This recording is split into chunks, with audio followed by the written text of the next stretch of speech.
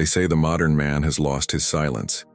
He has lost the gaze that observes, analyzes, and decides, and traded it for a constant reflection, the need to be seen, the hunger to prove. Today, almost every man lives in exposure. He posts every step, every thought, every small victory, hoping to be noticed. But few realize that true power never lives where attention gathers. True power moves in silence, unseen, unspoken, unbothered.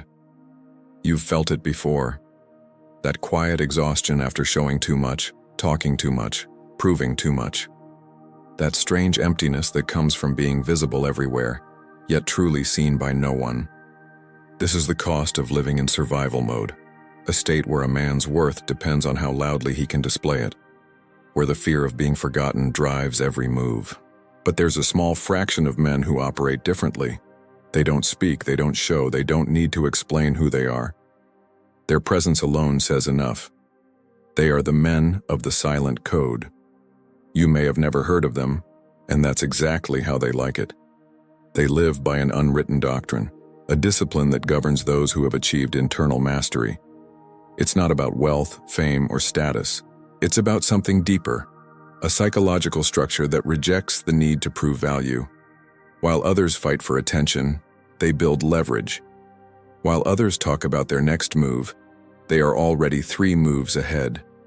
And while the world screams in noise, they rule in silence. Today you'll understand why they don't post, why they disappear from digital crowds, avoid meaningless debates, and never explain themselves online. There is a strategic reason behind this behavior, almost scientific in its precision. A cold mathematical logic that 99% of men ignore. And that's why 99% remain trapped. The man who speaks too much, who exposes his plans, who announces his next step, he becomes predictable, traceable, weak. But the man who commands silence? In the next few minutes, you'll see what this code truly means, how it shows itself in small gestures, in the way a man moves, chooses, and reacts, and why the modern world is built to keep you away from it. The noise is not an accident, it's a design. And while you chase recognition, something else is draining your focus, your energy, your time. Away from noise to mastery, from reaction to control, from survival to dominance. And understanding it is the first step out of survival mode. From this point on, it's not about attention, not about proving your power, but owning it. The moment you silence the noise and finally hear the sound of your own mind. The world teaches him early that his value depends on the eyes of others. Grades, followers, applause, approval. From the beginning he learns that silence is dangerous, because in silence no one notices you. And so he builds a life that screams. He enters the arena of survival, the endless contest of proving. He works harder, posts louder, chases more. He becomes a creature of response, not creation. Everything he does is triggered by something outside of him. And this is the invisible chain that keeps him weak. Men today are exhausted not because they work too much, but because they think too loudly. Their minds never stop reacting, to messages, to opinions, to comparison. They wake up already losing, scrolling, consuming, comparing. Their identity dissolves into the screen. That's the first layer of the trap, external validation. A man begins to measure his worth not by what he builds, but by how it looks when others see it. He becomes addicted to attention, even if he calls it ambition. And when that attention fades, as it always does, he panics. He posts more, talks more, tries harder. He becomes louder, but emptier. The second layer is distraction. The modern system doesn't need to destroy a man. It only needs to distract him. Keep him entertained enough to forget his own potential. Make him scroll just a few more minutes, speak a little louder, care a little more about opinions that mean nothing. And while he does, his focus, the most valuable currency of power, evaporates. He becomes a man without depth, jumping from thought to thought like a pebble skipping on water. Never sinking, never still, never dangerous. And the third layer, the deepest one, is emotional dependence. The man in survival mode cannot stand solitude. He fears the silence because it exposes the truth. He has lost control of his own mind. Every quiet moment feels like withdrawal. He has to fill it with noise, with people, with validation, with motion.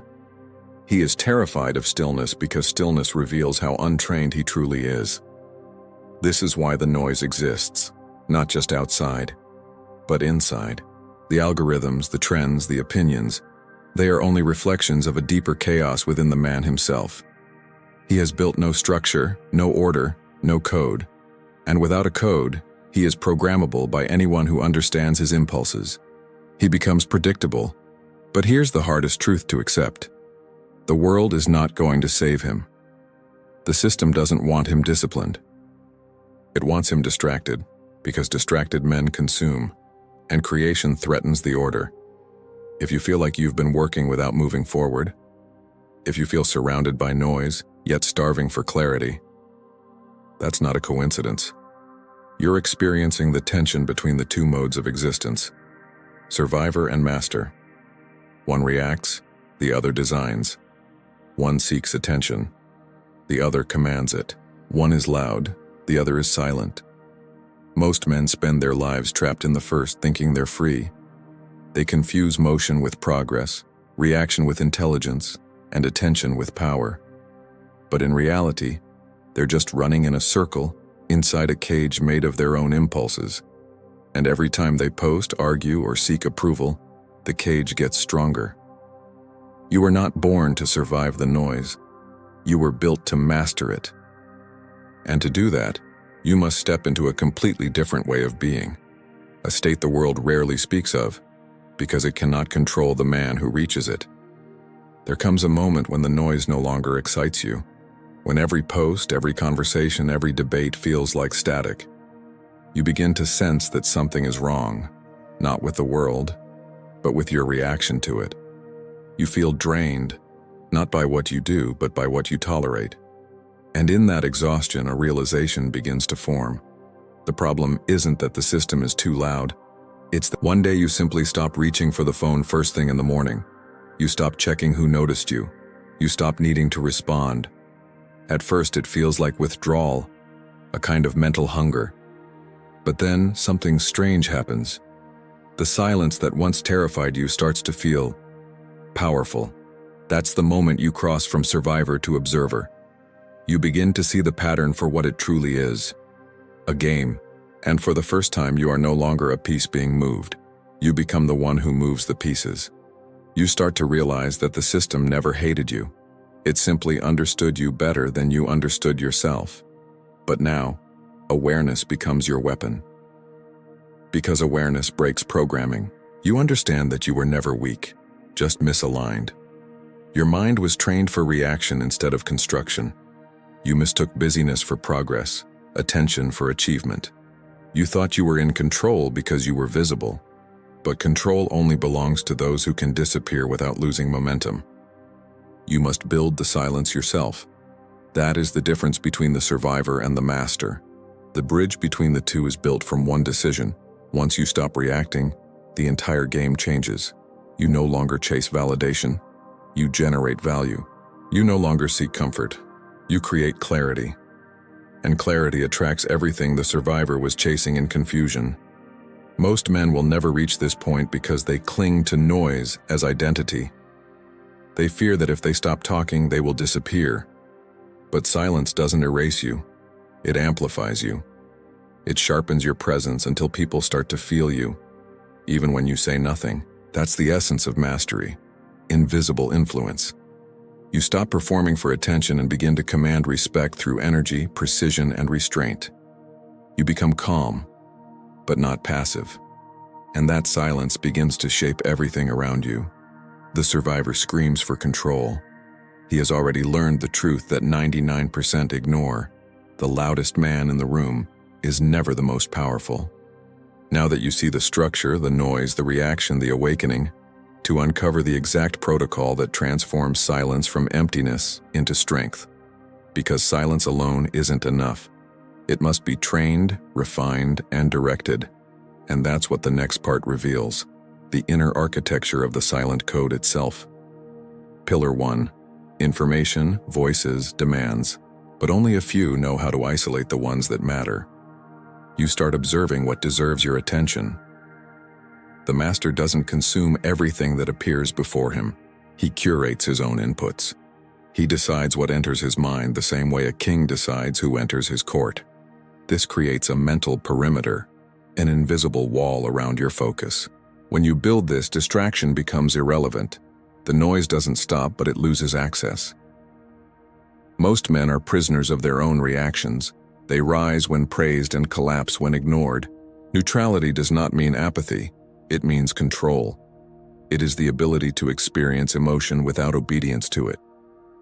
The master feels everything, but chooses nothing until clarity appears. He doesn't rush to prove, defend, or explain. He allows time to reveal what emotion tries to distort. And in that calmness, he becomes unreadable, a fortress of poise in a world addicted to reaction. Pillar 3. Strategic disappearance. Power himself from noise. The world begins to wonder. The survivor fears being forgotten.